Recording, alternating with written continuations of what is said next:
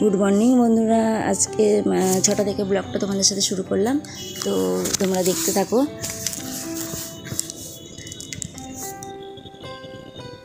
যাদের থেকে দুঃখ পাও তাদের থেকে দূরে সরে যাও। ধরে নাও তারা তোমার লাইফে নেই।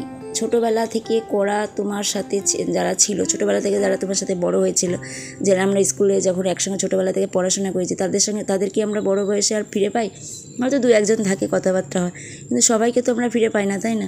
তাই তখন আমাদের তাদেরকে ভুলে যেতে হয়। ঠিক সেরকমই কথা আমি বলছি। তারা কিন্তু আজকে আমার কাছে নেই, যারা আছে তারা কালকে কিন্তু আমার সাথে থাকবেও না, ঠিক আছে? তাহলে অন্যদের সম্পর্কে খুব বেশি চিন্তা করে নিজের লাইফকে কেন খারাপ করবে, নিজের মুড কেন খারাপ করবে, তাই না? অন্যদের চিন্তা করে আমার নিজের মুড খারাপ করার কোনো দরকার নেই। কিন্তু বেশিরভাগ মানুষ সেটা করে, যে কেউ যদি কাউকে কষ্ট দেয় না, তখন আমাকে কেউ যদি কষ্ট দেয়, আমরা কী করি সেটা বেশি মনে রাখি, সেই জন্য আমাদের মুডটা খারাপ হয়ে যায়, আমরা ওর ওপর রাগটা বেশি দেখাই। কিন্তু সেটা করা একদমই উচিত হবে না, কেননা আমার নিজের লাইফ, আমি যে কদিন আছে আমাকে ভালোভাবে বাঁচতে হবে।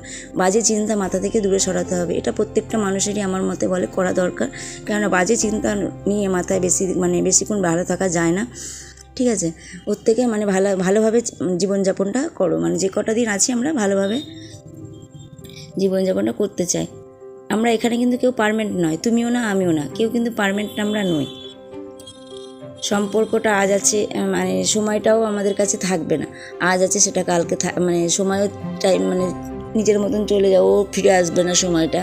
আর আমাদের যে শক্তিটা আছে সেটাও আমাদের কাছে কিন্তু ফিরে আসবে না, ঠিক আছে? আমাকে যে কষ্ট দিচ্ছে সেও কিন্তু একদিন চলে যাবে। তাহলে বুঝতে হবে জীবনটা শুধুই আমার।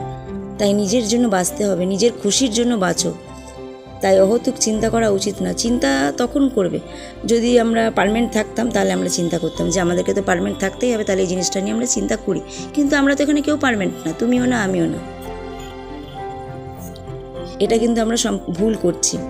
আমরা অন্যদের জন্য চিন্তা করে ভালো মুহূর্তটা কিন্তু আমরা খারাপ করছি, ঠিক আছে? শুধু পরের চিন্তা করে মাথায় এনে অন্যদের চিন্তা মাথায় এনে কেন আমরা সময়টাকে নষ্ট করব? যেটা আমরা বেশিরভাগ মানুষই করি, আমিও করি, যে অন্যদের চিন্তা, কেউ যদি কষ্ট দেয় সেই চিন্তাটাই বেশি করি, কাজে ভুলভাল হয়ে যায়। ওইটা না করাই ভালো। যে কটা দিন আছে ভালোভাবে থাকতে হবে। এক হাতে ক্যামেরা নিয়ে বন্ধুরা খুবই কষ্ট হয়। আজই যেখান থেকে দেখছো ভিডিওটা, প্লিজ কমেন্ট করে জানিও আমি কেমন ভিডিও করছি, জানিও। সেরকমভাবে ভিডিও আমি করতে পারি না, গলার ভয়েস দিতেও আমার দেখো কষ্ট হচ্ছে, কারণ ঠান্ডা জল খেয়ে না আমার গলাটা পুরো বসে গেছে।